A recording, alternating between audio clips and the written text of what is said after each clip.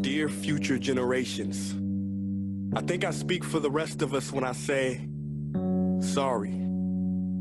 Sorry we left you with our mess of a planet. Sorry that we were too caught up in our own doings to do something. Sorry we listened to people who made excuses to do nothing. Cut the beat. I'm not sorry. This future, I do not accept it. Because an error does not become a mistake until you refuse to correct it. We can redirect this.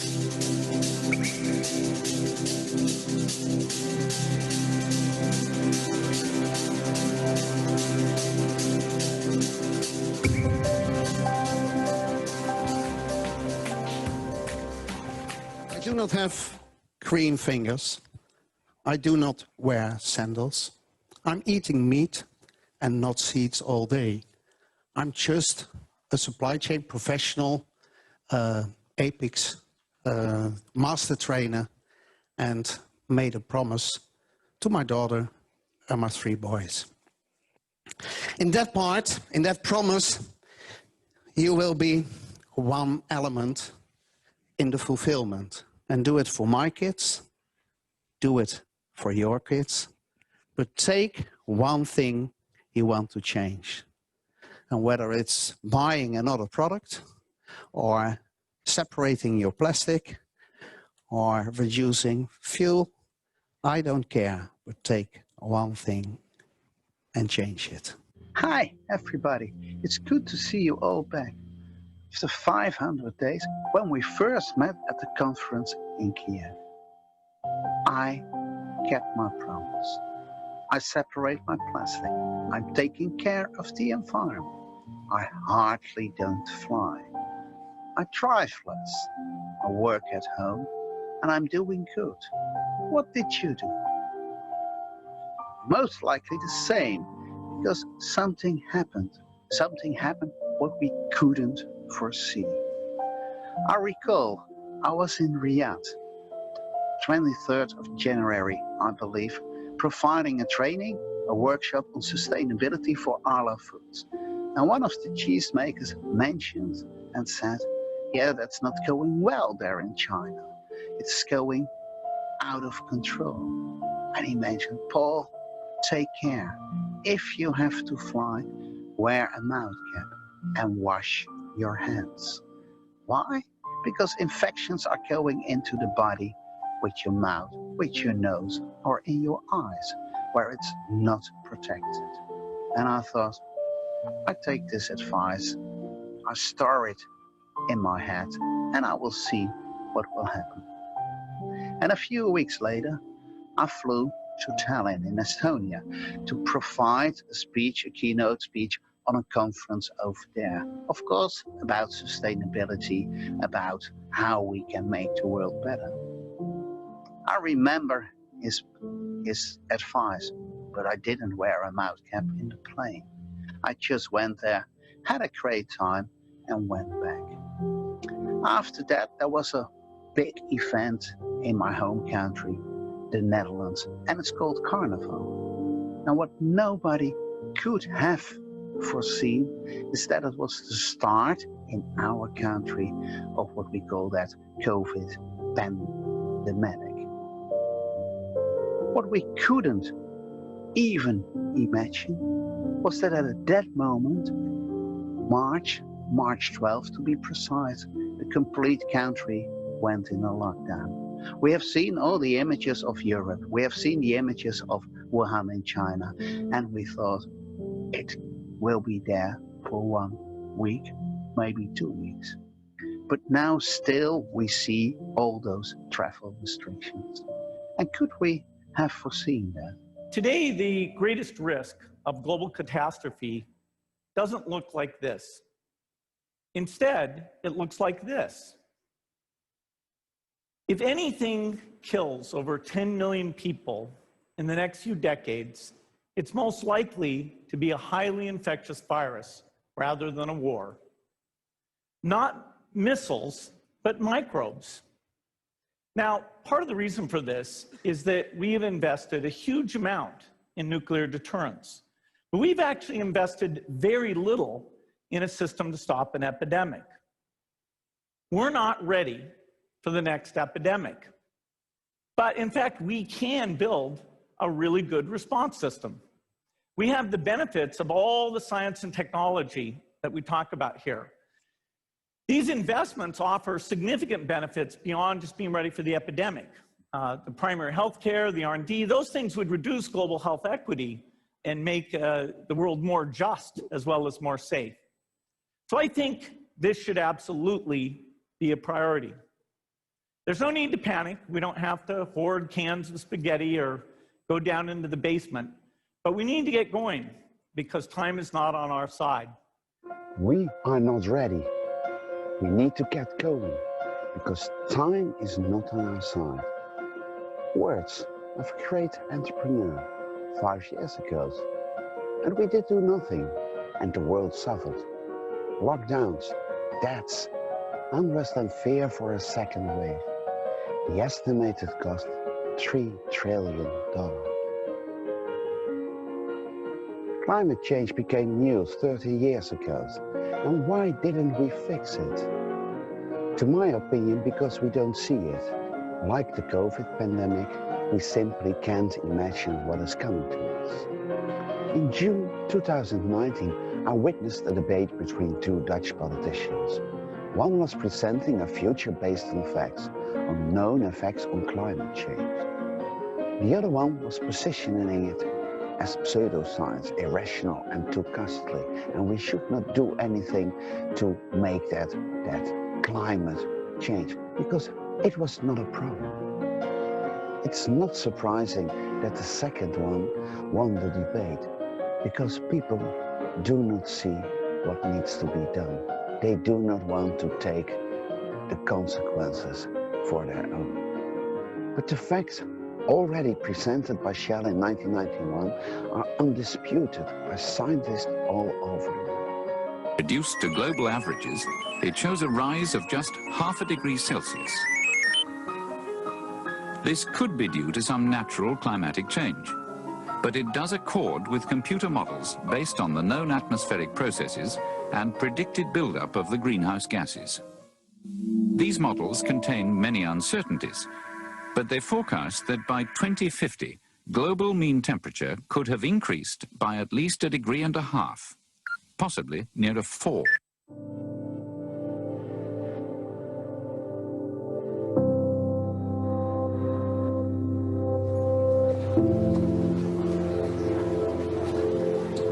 Good morning. Hello.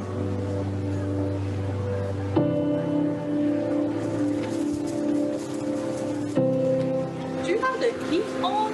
Is there a reason for the heat? Well, it's 40 degrees. Is there AC downstairs? Because it's hot in here. My kid is like overheating because this is out of control.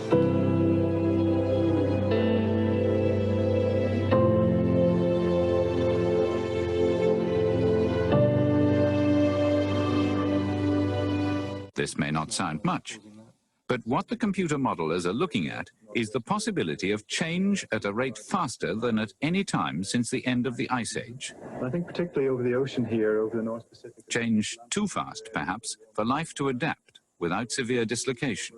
These mid-latitude regions in the southern hemisphere. What they foresee is not a steady and even warming overall, but alterations to the familiar patterns of climate and the increasing frequency of abnormal weather.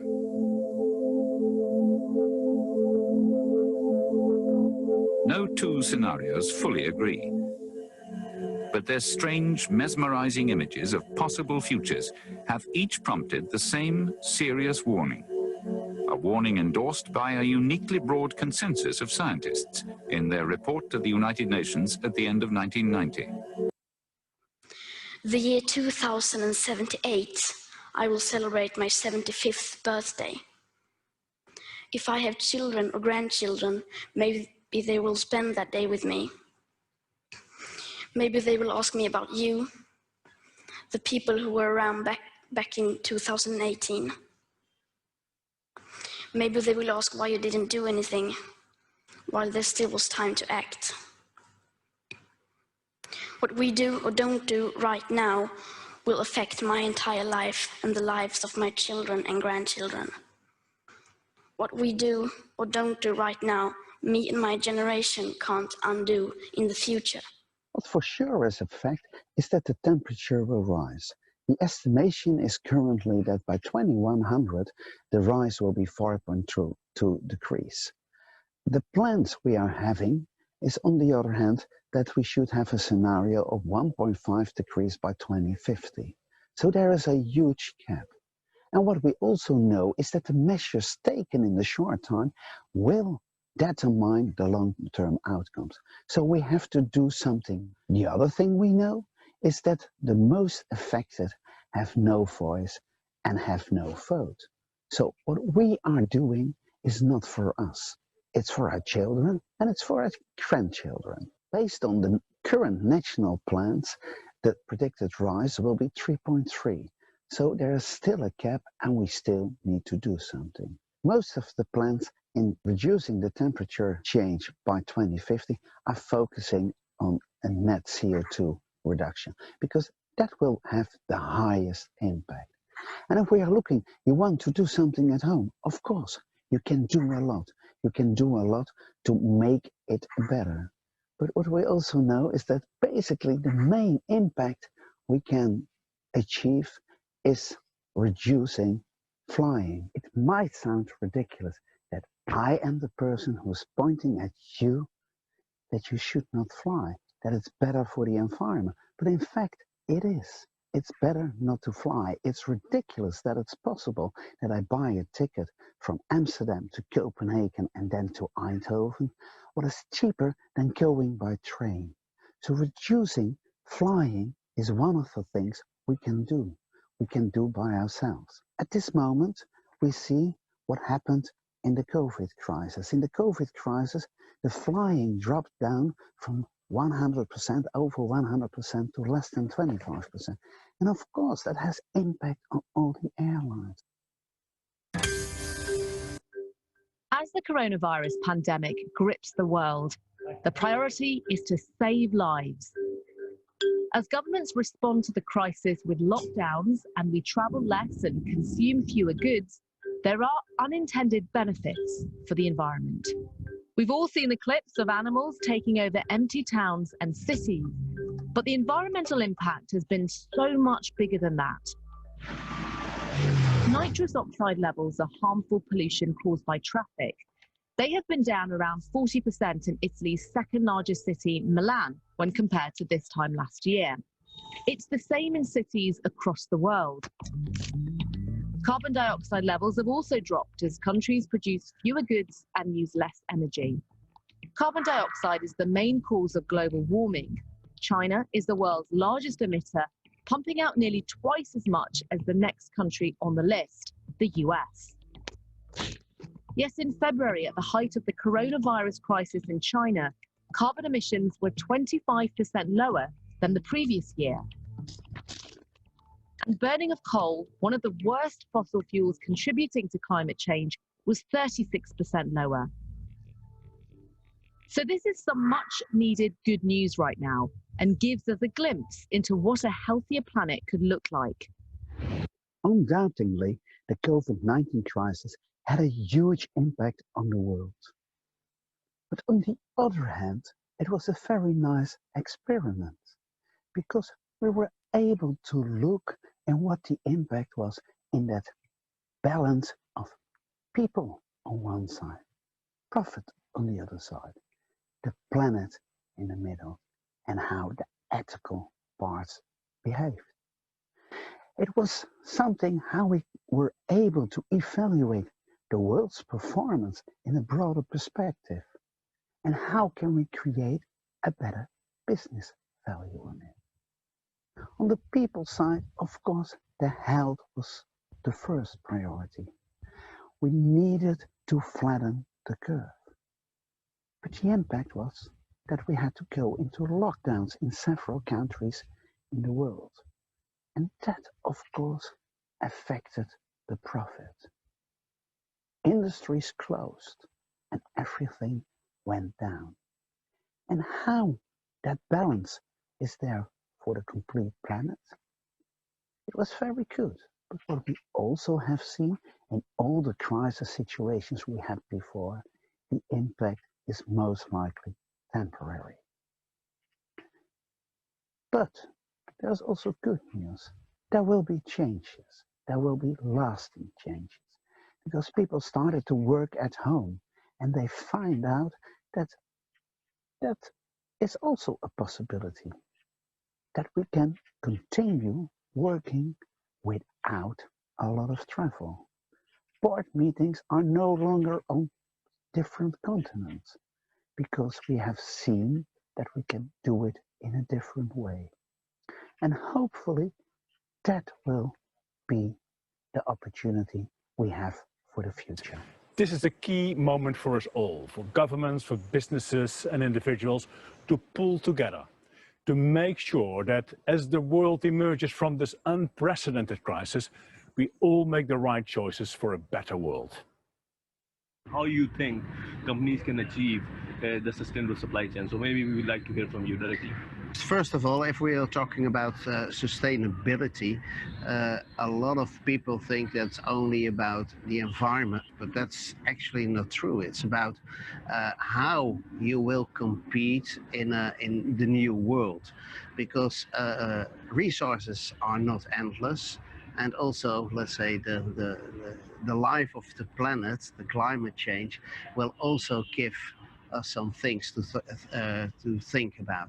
We are with a lot of people on this planet, and we are producing a lot, we are consuming a lot, and there's maybe also the first step where we should change something. Maybe it's that we have to rethink if we need to consume, if we have to change our consuming habits, what we are doing. Of course, all the marketing of all the companies is working on it to let us buy as much as possible. And take, for instance, an Apple phone.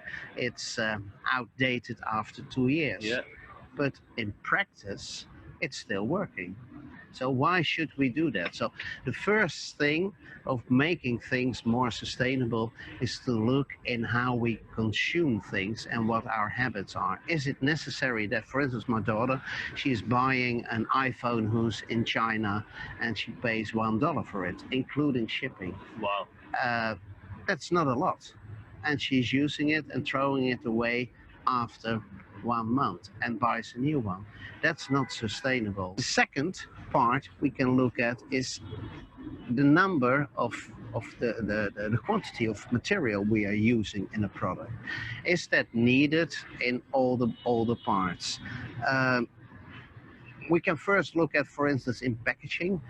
Some people know the chocolate after 8. Yeah. It's having 8 types of packaging layers to get to that chocolate. Is that really needed? Yeah. Do we have that part? And it's in all the products we are making. Do we need all the material what is in that product? The third element, that's of course, if we have material, then can we maybe use material what we can recycle, what has been used before, and we put it back in our products. One of the great examples in that one is Adidas. What they did, they used plastic, what they cut out of the ocean, old fishing net. They made a new shoe from it, and that shoe is now sold more than 1 million times. Wow. And it's really a profitable item, because that's the other part. We always think that being sustainable will cost money.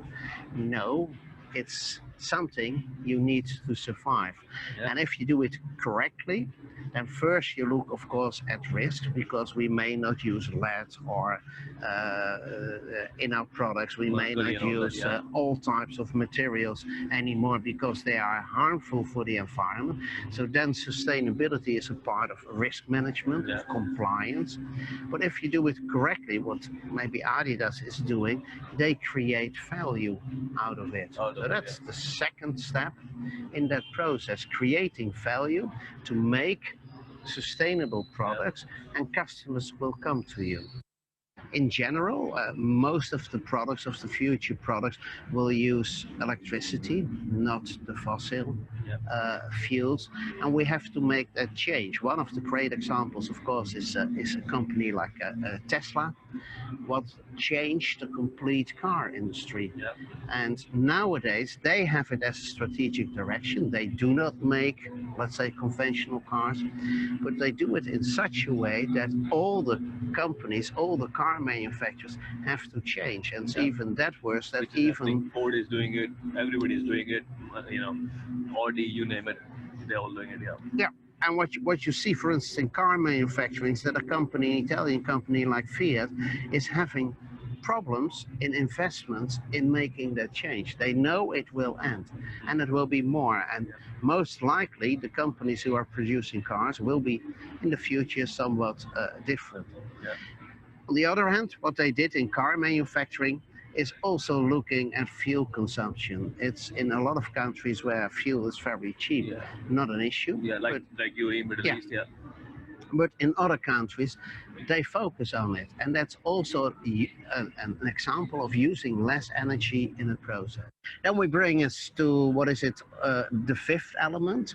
If we have to buy something, why do we buy it in China? It needs to be transported. It needs to be produced over there. And maybe we can also do it over here. So if you want to change and make your company more sustainable, look around what is nearby. It supports the local society, and that's also an element of sustainable. Shorter lead time, you can shorten lead time, less risk.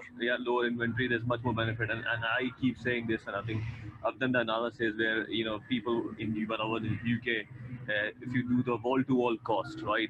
So if you buy from Eastern Europe, being in UK, and buy from China, actually it will turn out Eastern Europe will be cheaper. Again, I'm talking cost to cost, wall-to-wall cost, including freight cost, air freight, basic cost of poor quality and all that, right?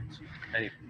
But if you are starting to calculate also, let's say, the environmental cost of moving the goods and the social cost of that it's produced in not the best environments, then your cost price will be different.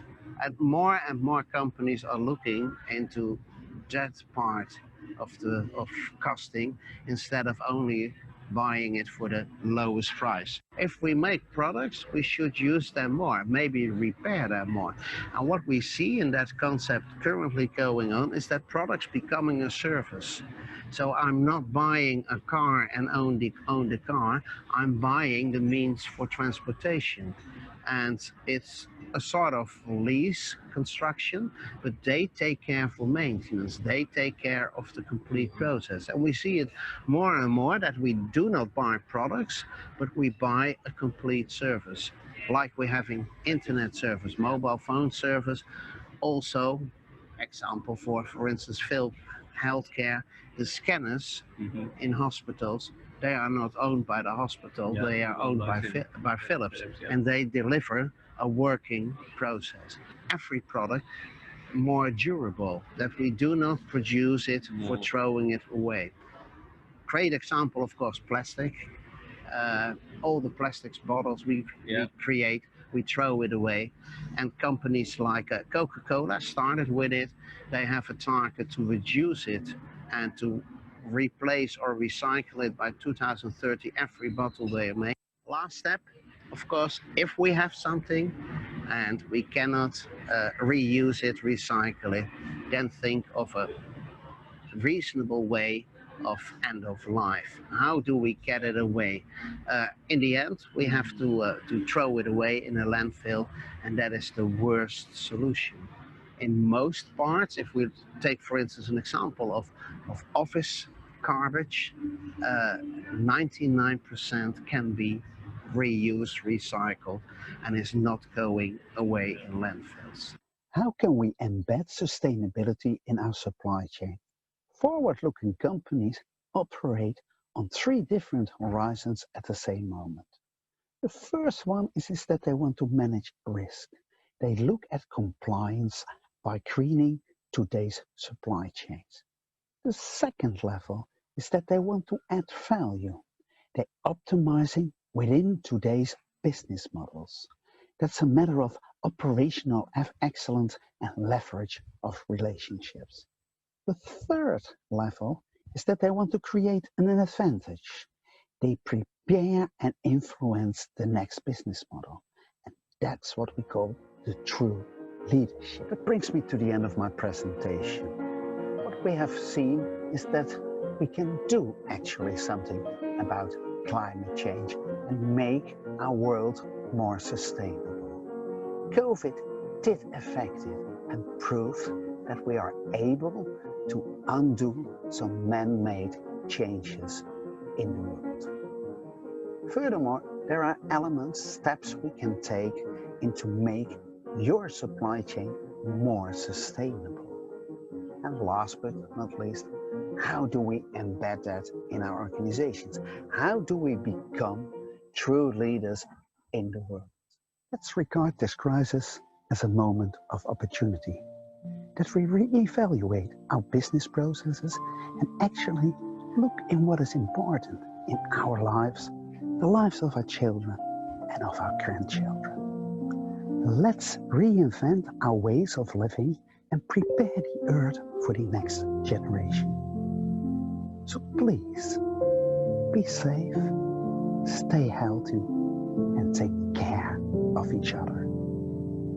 Thank you for your attention. See you next time.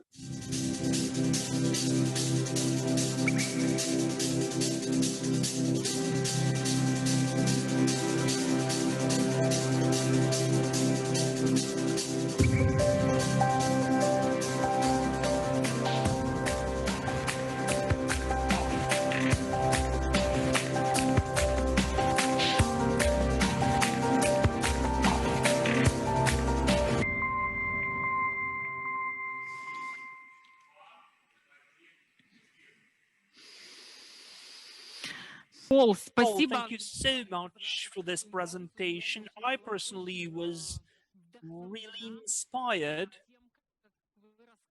by how you told us about the overall approach to the sustainable procurement and sustainable development. I'm still impressed because of your last year presentation.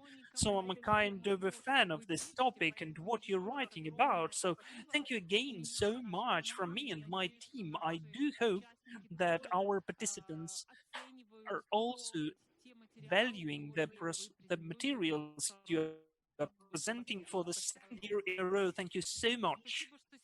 And thank you that today we are joined by you. I know that you have a very dense schedule and really it was not that easy for you to find time, but still I would like to ask you a couple of questions. That's okay. Пол, у меня вопрос следующий. I've got the following question.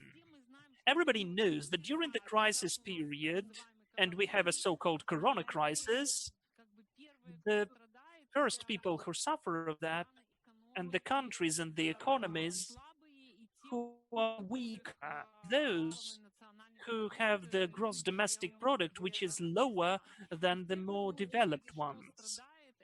And what really suffers are the issues connected with the environment, ecology, the issues connected with sustainable development, what the companies sacrifice, first of all. Would you please tell, from your perspective, how will the situation change soon from the perspective of paying attention and resources towards the issues of sustainable development and ecology or environmental factors and so-called approach of 3P? How will it change? Or maybe it won't change soon. If I look, and that makes it somewhat different, this COVID crisis made for a lot of countries and also the developed countries a huge impact on their national budgets, and maybe it came not on the right time, because one thing that it proved is that indeed we can undo some parts. We have that, what I call experiment, that we stop the world and see what's happening. We see on one type, we see that people are dying, getting sick, so that's the people element. But on the other side, we see that we cannot go in complete lockdown. That will cost too much money to do so. in my perspective, I think that we easily say in sustainability that the non-developed countries, yeah, should do something, but they may not have, for instance, air conditioning or the luxury we are having.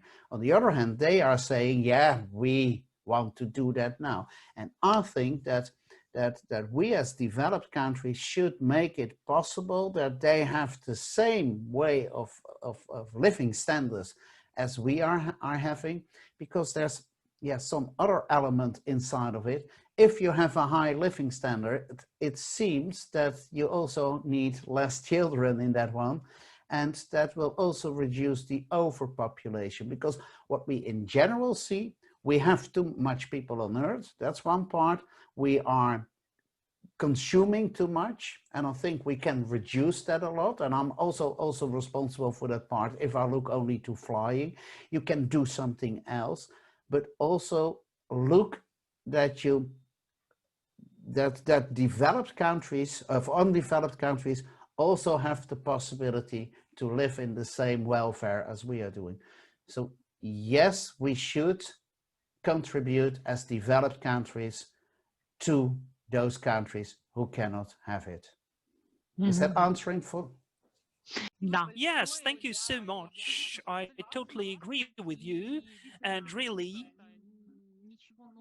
there was nothing new changing, because the more developed countries should support the countries which are developing, because everybody is living at the same planet, and you always emphasized that.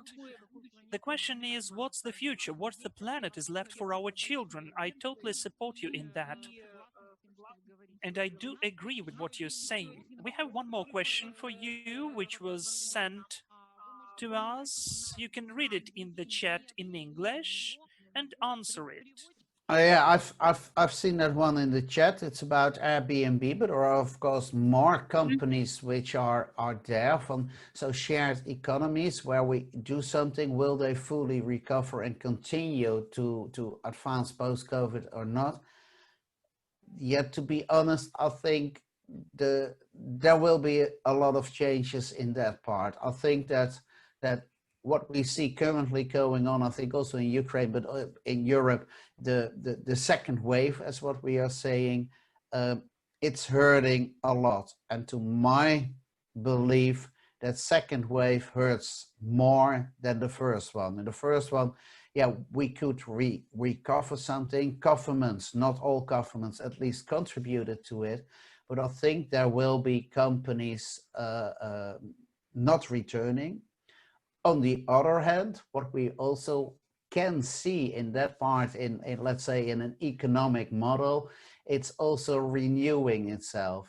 So if I, for instance, take in my country, all the bars are closed, there will be a lot of bankruptcies on that one. But those shops, those bars will be open with a new owner. And I think that's happening with a lot of businesses, what it's going on. But what we need in general, I think, in sustainability is to focus to the future, and that we have an agenda, what is going to 2030, 2050, to resolve that issue, and that we do not get distracted by the fact that it's not bringing something in today. On the other hand, and that's maybe also a remark on the first question, we have two powers in the world who are contributing a lot in, let's say, the worst part of it. We have America, we have China, and I think and I hope that there will be some changes in that part, because they are the main parties who can change something. It's not in all the small countries, it's on those big countries. Спасибо большое, но я все-таки хотела бы Thank еще... you so much, but I would also like to clarify, because the so-called part of shared economies, the parts when we something share with somebody, from the sustainability point of view, it is still very useful. We consume less, we are more cautious with our resources, without producing new products, but sharing something with others. The same about residents or the use of the cars. What do you think? What would be the future of those shared economies. Okay, if you look at it in that way, then I misinterpreted the question in that one. Yes, shared economies, that will be one of the futures. I think that where we have to look on is that we share elements, that we do not have to, let's say, buy our own equipment, but that we can share it with others. And Airbnb, I think it's about sharing rooms, sharing cars. There's a lot more we can do. That's one. The other one is that we are going more, but it's also in that part, and I mentioned it, it's going more to product as a service.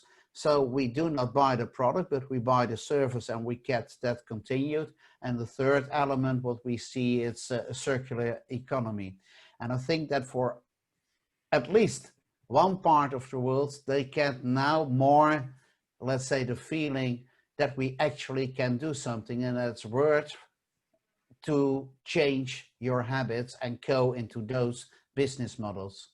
So business models will change, and maybe faster than we think it would.